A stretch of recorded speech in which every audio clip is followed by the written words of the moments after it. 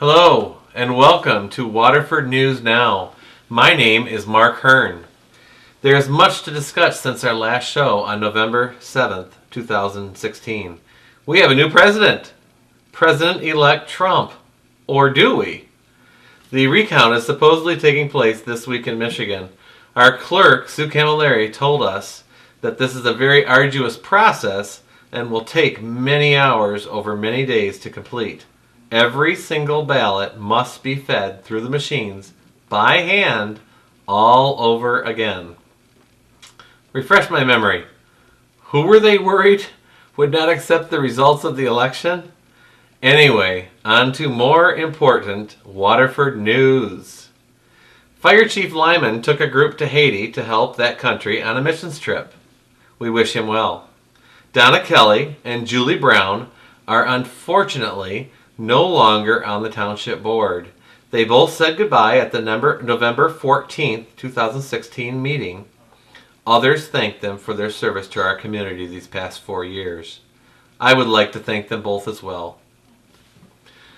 On November 28th, 2016, the new board members were introduced. They are Mike Healy and Steve Thomas. The board is now entirely Republican. There was also introductions of new rank for many police officers. Jack Sutherland moved from being a sergeant to a lieutenant. I just actually spoke with him today to get some clarification for this show. Nice gentleman. Mike Taylor went from being an officer to a sergeant. And Carl Swanson, Josh Adams, Brendan Moquin all became full-time police officers. They used to be part-time. So that'll give them more opportunity to have officers on the road by having those 3 new full-time positions. Congratulations, men. There were about 4 items on the agenda that referred to LED lighting in the township, and they were removed after the Oakland Press released an article saying they would be paid for by the citizens of Waterford. I guess they are working on an alternate plan. That is all the information I could get at this point. The meetings have been mostly about accepting reports from different departments within the township. There is never anyone presenting the report and never any discussion about the report in spite of problems right now in balancing our budget for the township. I did go to the budget hearings this year and many departments are in the red. They're using money from reserve funds that really shouldn't be touched. This is a very large worry of mine. We should be discussing these reports and making some budget changes prior to the big vote on December 13th, 2016, which will okay the entire 2017 budget. This show is going to be titled Good People. It's going to have 2 sub-departments, good people doing good things for our community, and good people, because I believe they are, acting very, very badly. Let's start by talking about good people doing good things for our community. The Waterford chapter of the Harley Owners Group and ABC Harley hosted an event that took place this very weekend in Waterford. The Marines and Toys for Tots representatives were there as well. It has been a long-standing tradition in Waterford and is organized by Michelle Berry, who is part of the Waterford Harley Owners Group, or HOG. We caught up with Michelle and her extremely efficient crew to watch as they finished the collection for this year. They had approached the Township Board last Monday to get an exception so they could place people in the middle of M59 as they have for many years. In 2014, the Township Board changed the rules for street collections and have disallowed the use of M59 and Dixie Highway for safety reasons. We understand the board's position, but Barry and others insisted they have never had an incident and do it with extreme caution as they understand the many possible bad outcomes as well. Anyway, we were impressed with what this organization has done for so many in our community and beyond. We had to check it out. We asked Michelle Berry how it went this year, and did they reach their goal since they were not allowed to use M59. Here's what she had to say. We're on par, I would say, with last year. Okay. So, the numbers we posted are not definitive. It's we watch the money for how much we can spend at Myers and Coles. So this year, we spent it right down to the bare bone, and anything that comes in now we'll keep maybe for seed money or buy more toys. Right. We asked Michelle Berry how people could still help since they did not quite collect as much as last year due to the limitations put on them by the township. She told us to send checks made out to Waterford HOG, which stands for the Harley Owners Group, to ABC Harley at 4405 Highland Road in Waterford, Michigan, 48328, or drop an already purchased toy at ABC Harley. Their phone number is 248-674-3175. ABC Harley Davidson was so generous with their support for yet another year in hosting, feeding, and allowing use of their facility. Another event that I had always wanted to attend, but for 20 years never did, was the Christmas tree lighting last Tuesday. It was awesome. It was very well attended, and there was much to do for the children. There were cookies to frost and eat. There were crafts for the kids and adults. I caught a few. The police were giving out stickers and things to the kids. Santa Claus was there with Mrs. Claus. Does anybody know her first name? Sue Camilleri gave Santa the key to the township as board members Karen Joliet and Tony Bartolotta helped her. There was a choir from the high school and tons of people. Enjoy these pics in a short video of the countdown to the tree lighting. It was a fantastic event for all. 4, 3, 2, 1. Get the star.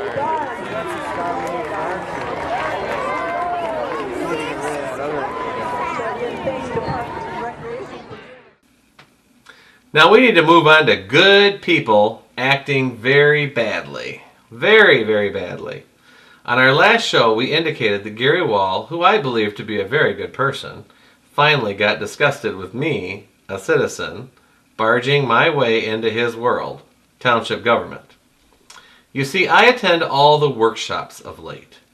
These are the meetings before the township board meeting.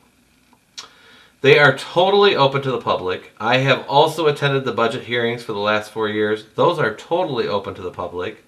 I ask questions of the board members like, why is it bad that our court traffic is down? Meaning that the tickets the police officers write are down. That means we're better citizens, right? Will the budget be shared with the new board members? Which I still do not know how that or is being done. I do know it will be voted on December 13th, 2016. And last I knew was still dipping into an emergency fund to cover expenses. I have also heard that some of the township board are wanting to propose 2 new taxes that will be SADs, or special assessment districts. This is a way for the township to go around the maximum allowed taxes or millages that can be assessed in a city or township according to Michigan law. They want to have one to cover their retirement, and one to cover more police on the road. We believe Waterford is super generous already. Our millages are maxed out. We have a $100 million bond that we just renewed, which is over and above our normal school property taxes to fund capital improvements. We are a very, very generous people, and the board must find alternative ways of funding their programs. That is what the rest of us must do. Hard times means you get smarter. It does not mean you milk the cow called citizens. Anyway, Gary Wall received an email from me concerning questions I had never received answers to. I requested to be put on the agenda for the meeting with the Kirk Simpson issue. He did that. I then realized two things. Number one, I would be speaking after they voted on Kirk Simpson. So to share my thoughts would be a waste of time. Number two, the meetings are not a Q&A session, and I would never get my questions answered. Gary even said that during the same meeting I and my son were put on a mock trial. Let's listen to this. 60 or something like that in the state of Michigan. Syrian refugees, that is, to clarify. There are 10 million people in the state of Michigan. 10 million. 4,000 of that? Co-America Park is what, 40,000? It doesn't even fill a couple rows if we had them all together. What exact number of refugees are we talking about in Waterford? Out of 4,060 in an entire state? Do you know? Do you have a number? This isn't Q&A. This is your opportunity to come up and make your statement on how you feel. Okay, but I think we should keep that in mind. So I called Shelley on the Thursday before the meeting. That's Gary's daughter. It's also his executive assistant in his office. Number one, the Kirk Simpson thing was not on the agenda, and even if he had been, I had decided to be taken off anyway. I get an email about every meeting at the township with the corresponding documents. Anyone can ask to receive them. She told me that Kirk's item was going to be on the agenda and that an error had occurred. I told her to take me off anyway. She told me she did not hear me. I also emailed her at 4:30 that day, which she later, after the meeting, told me was a half an hour too late. I then gave a letter to the board during their workshop, which is before the township board meeting on October 24th, informing them of my problems with the Kirk Simpson request and telling them I did not want to be on the agenda and would likely not be able to make the meeting. As with the LED part of the agenda at this last week's meeting, they can remove things if they desire. They did not desire to remove me from the agenda. They instead wanted to have some fun. Well, let's get into this. Okay, so Gary was holding my letter requesting to be removed from the agenda when he started the mock trial. Let's listen to these segments of the meeting. Next up, we have a citizen to address the board, Doctor of Veterinary Medicine, Mark Hearn. Okay, we'll go through this real quick. Allison, Kirk Simpson, and Chief Underwood. You guys come down in the front. There was 3 questions that Mr. Hearn had addressed us with. We'd attempted to make a meeting with him, but duty calls. He had patients to deal with and was unable to. So, Chief, I'll ask you first. But so you do know that he did ask to be on this agenda, but then after the agenda was posted, he did ask to be removed from the agenda. Gary lied about me saying I would be there. I, in fact, told him I would very likely not be there, and I wanted it off the agenda. Let's play a segment for another person that was listed on the agenda after me and see how they handled that one. Up, we have a citizen to address the board. D. Jaros.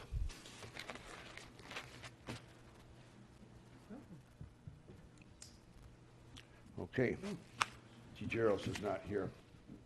Okay, that brings us to the end of our agenda. He had not even asked to be taken off the agenda. He just was not there, and they proceeded to skip him.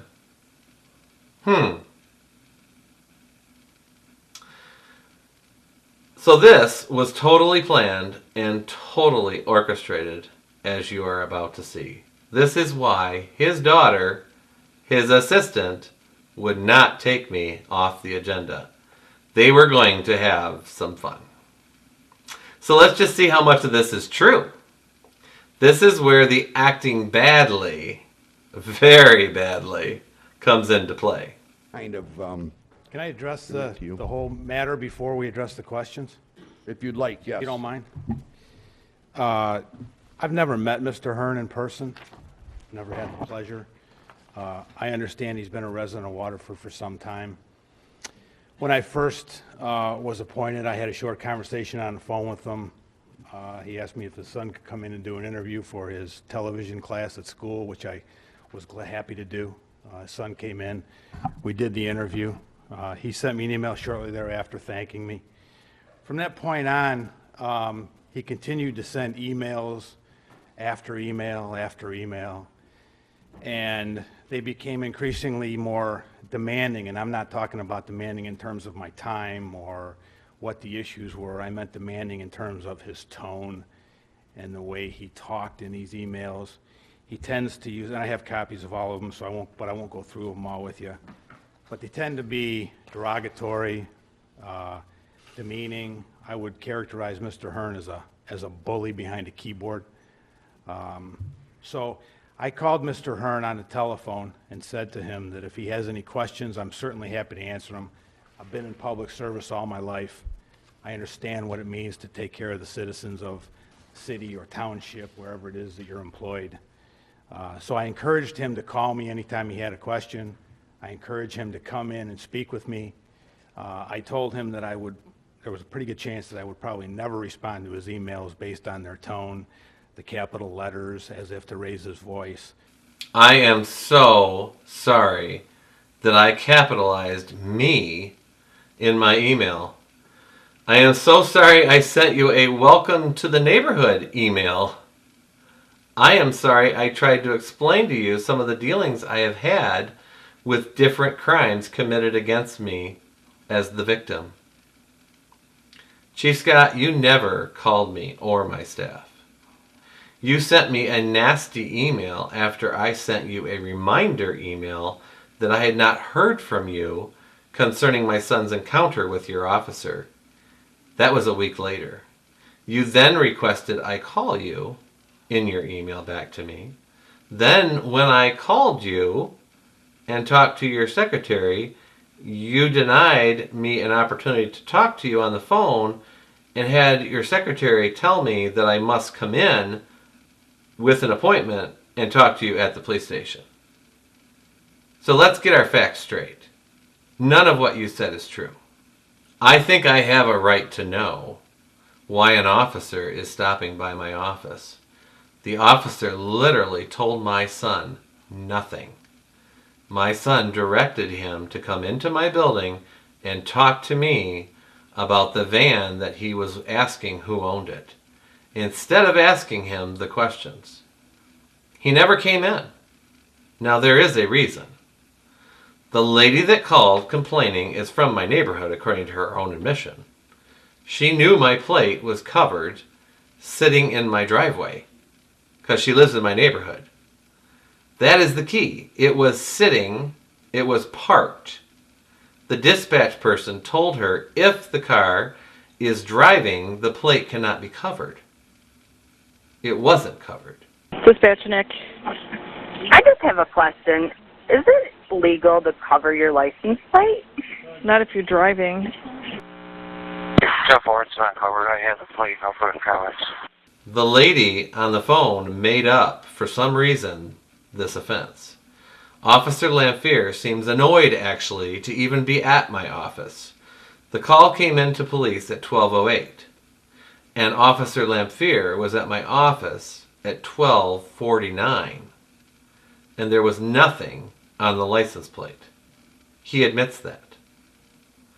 I mean, I suppose someone trying to protect me, who had a police scanner, could have come to my office and removed the covering.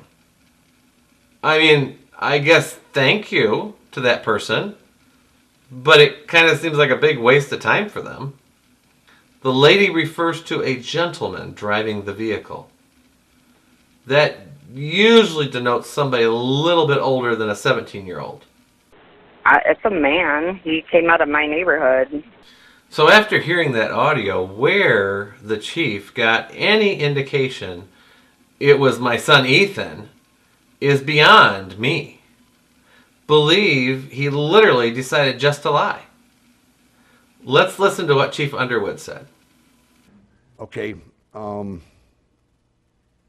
Mr. Hearn's son, that was a result of a telephone call that was made to Waterford Police Department by a young lady that was following that particular van. That van was driving erratically, weaving in and out of traffic, traveling at a high rate of speed. By the time the officer located the van, it was parked in the lot, so he wasn't actually able to observe the driver or the van driving. He knew that, as it turned out, it was Mark Hearn's son that was driving the van. He spoke to him. He was satisfied. After he spoke to him, he got back in his car and left. We don't have any obligation to speak to the registered owner of any car that stopped at any particular point in time. The officer was satisfied with the conversation he had with Mark Hearn's son, and that was the end of the situation. I drove the vehicle that day.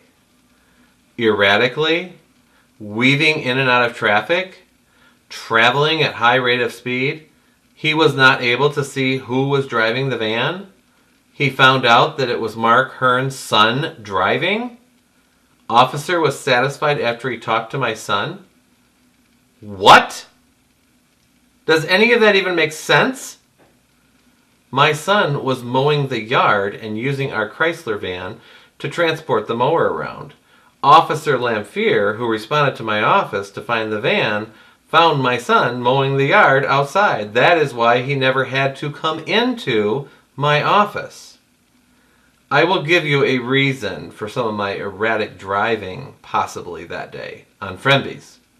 If any of you are familiar with Fremby's, it is full of potholes and rough edges to the road. Well, I travel that road 4 times at least every day. I know every pothole, every crooked side of the road. I know how to avoid them. So once in a while I do veer into the center of the road to avoid them. If there's no oncoming traffic, that's not a big deal. I'm just trying to save my tires and avoid suspension problems to my vehicle. The high rate of speed, it's impossible on Fremby's. You can't go fast on Fremby's. There is no way to go fast on Fremby's. Number 1, there's too many potholes. Number 2, there's too many lights. There's a railroad track. There's a hill. There's a big curve. There's another big curve going back up the hill. Then there's a long light. Then there's another curve. There's no way to go fast on Fremby's. And that's the only road that she ever talked about me being on. From my neighborhood to Fremby's, which immediately comes out of my neighborhood, to my office, which is at the very other end of Fremby's. The first time I knew why the officer was at my office was when I listened to the meeting which I asked to receive a personal copy of on DVD. This was well after the October 24th meeting, almost 3 months from the incident. This was the first time I knew that my son was driving erratically. He is not an adult legally, as the police chief indicated, and he would know this too, as he can look anything up he wants. Police have a tremendous amount of power. So let's listen to Gary again. well, I can tell you for a fact, the first time I got a ticket driving my dad's car, I'm glad the police department didn't show up the house with the ticket, give it to my dad. You and me both. I wouldn't be sitting here right now. Yes, Gary, I agree totally, and that is why I immediately called the police station on 8/3/2016.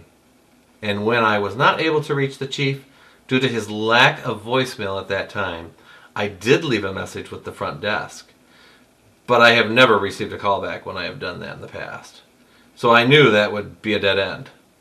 I resorted to email and capitalized me. Wow. So sorry. I also sent another email a week later with a very short note explaining that I had not heard anything and I was wondering if I could be told what had happened. This is a video about the police chief and about the covering over the license plate. Okay, was there something goofy about the license plate on that car? Yeah, it was the caller originally indicated that the license plate was covered, and as it turned out, it was covered with some kind of a gray, I don't know what it was made out of, cover that said something to the effect of Michigan screwed you or something like that. Okay. Michigan government screwed you, or I can't remember the exact verbiage, but that was the cover on the plate. But once again, when the officer made contact with the young man and spotted the vehicle, he had a conversation. He was satisfied with the conversation they had, and that was the end of the matter. Now, I'd like you to listen to the dispatch audio from the police officer who was at my office observing the license plate with no cover. They were just concerned that they were driving with the plate covered. Jeff Ward's not covered. I have the plate. I'll put in comments. Obviously, the police chief has no idea what actually happened. Sorry, Scott. Yeah, go sit over there. Has Mr. Hearn been talked to about the van and informed about his son driving like a maniac with the license plate? No, his son's an adult. His son has a driver's license, and You haven't had no conversations with him? have not had a so- conversation with Mr. Hearn about that, no. That is a very good point, Tony. Tony, are you saying that you could not read between the lines and see all those lies? Instead, you laughed? It wasn't really funny. Why was a father who wanted to be a responsible dad not afforded information on August 3rd, 2016, when the incident happened? My son is not a legal adult, as the chief presented. That was a total lie, and he knows it. It took me over a month to set up the 1 p.m. meeting as well. That is way too long to ignore such a problem. I have contacted the Oakland County Sheriff Administration and was told that erratic driving, which is really not a type of driving legally, but would most likely fall under reckless driving, which is a criminal offense, must be discussed with an adult if a minor is involved in such activity.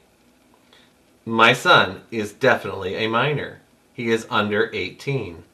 He has always looked older, but Chief Underwood, I believe you acknowledged that he did a school project with you and interviewed you, meaning you knew he was in high school. He asked me if his son could come in and do an interview for his television class at school, which I was happy to do. His son came in. We did the interview. Usually, if they are in high school, they are minors. Usually. The police chief had one more question from Gary that was just ridiculed and totally not answered in any format whatsoever. This was not a funny question. I meant it very seriously. There is no reason anyone should be stopped that is circulating information on public property. And I knew from a very reliable source that had happened. I asked Chief Underwood and Kirk to answer this question, and they have to this day refused to answer whether an officer could, not did, but could arrest citizens for handing out flyers with a supposed charge of intent to harm. The next part of the mock trial was from Parks and Rec, and Allison, who has discussed all of this with me at length. In fact, she is the only one that has discussed this with me, and we are working on a wonderful solution to our pile of debris in the Nature Center. However, I like to call it a habitat or garden. Just as an aside, I contacted all these people, Gary, Kirk, Chief Underwood. They all were contacted, and none of them wanted to speak with any of us on this taping. They didn't want to do it at all. So I am using their words, documents, and audio that we FOIA'd from the township. This is nothing I made up. This is real stuff, people. Only the truth. I truly believe Allison was asked to get involved in this event, and she is an employee of Gary's. You think it would be cool to say no to your boss? Allison is awesome and works herself crazy to set up activities for this township and maintain our awesome parks. Besides that, she's just nice. She forwarded me some pics that she took in June. I told her those were horrible pics. I also indicated that when they were taken in June, we had just gone through the nature center area across the street from my home and cleaned up numerous logs, sticks, and debris that will decompose naturally. I then add grass clippings through the year and a nice finished coat of mulch leaves in the fall, and it looks nice. You know, after we're done in the fall, it looks really good. A resident contacted the township and notified me of a rather large brush pile that appeared in early June. And I went out and took photos on June 7th of Riverview Drive looking south onto the Nature Center property. And there was a very large mass of yard waste dumped onto that property, along with a lounge chair, 2 different areas in that area that were dumped on, and so we subsequently affixed no dumping signs to notify those who might be committing the dumping on the Nature Center property. And Drayton Plains Nature Center is all of our property. It's a township park. Correct. Yes, it's a Waterford Township Park, yes. Now, did you talk to the Nature Center board or friends of the Nature Center about the signs, whether they approved or disapproved to put them up? I did not, but we had an issue about dumping on the property consistently over the number of years that I've been with the Parks and Recreation Department, and I did not speak to them prior to putting up the signs, although I since have spoke to them about this issue. Okay. And 2 years ago, that was a phenomenal patch of squash growing right there where that pile is at. So. It was. I'm serious. I picked some and took them home. Public land, public garden. Anybody's welcome to it. So we've got some video and some pictures of that so you can look and see what it looks like now. I then indicated that this was the first time I had seen the chair that was reportedly back in the Nature Center. I verified with my neighbor that the chair was not in the compost habitat pile as was reported at the meeting.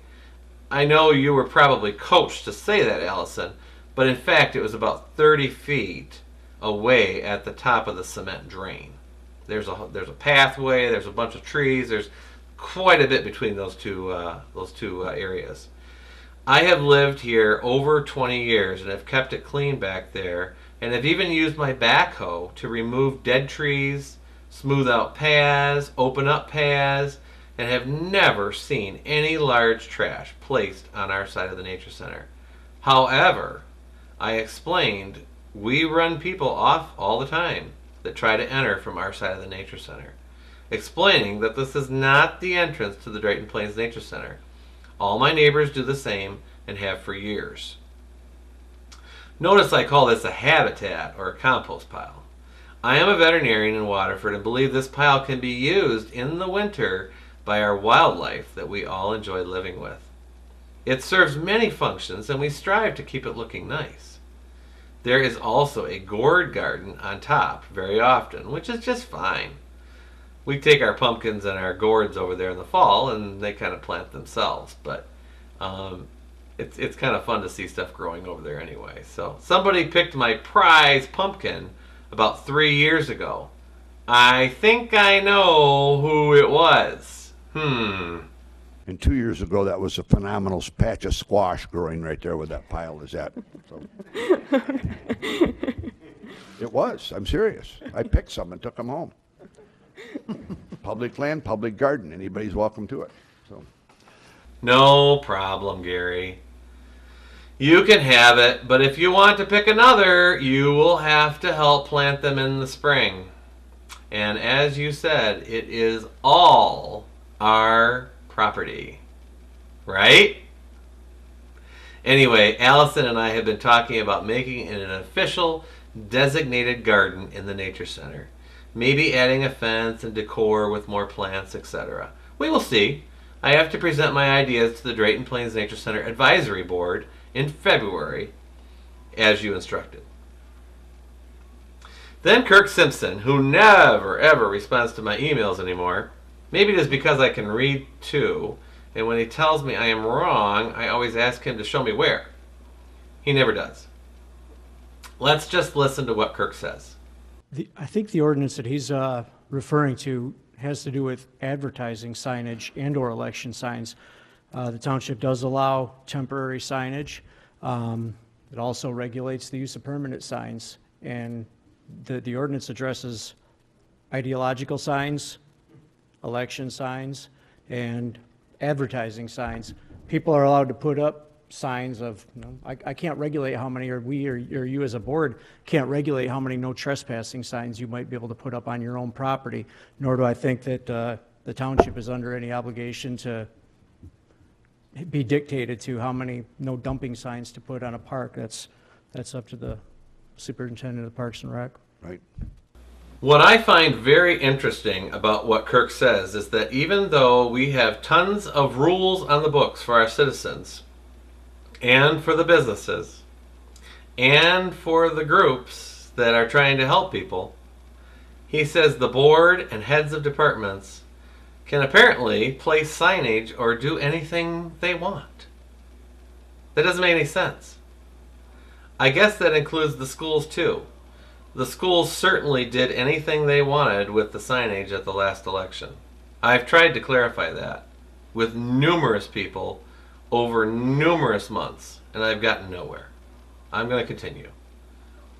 Kirk also removed many signs from the two gentlemen that were running against Gary Wall, supervisor, last election in March, but never once removed Gary's illegal signs. There were many.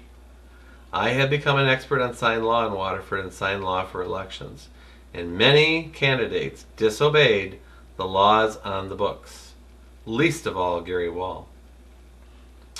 While we are discussing Kirk Simpson, we have an update on a story we reported in November concerning a unique, quote-unquote, situation in the township concerning Kirk Simpson, the head of Waterford zoning, and his request for more seniority because of his prior employment with the Waterford Township Police Department. Here is the thing. He has a full retirement with the Waterford Township Police Department, with all the benefits that entails. They are awesome benefits, I might add. We do our people well. On 10/24/2016, he was granted 5 extra years by the Township Board, which allows him to accumulate more vacation time every year. Well, since our last report, 2 more individuals with very similar situations have requested the same consideration. We reported this would happen, if you'll remember, and it has. I talked with Lou Farino, a former Waterford Township police officer and now our current Human Resources Director. He indicated these situations are very, very different than Kirk's.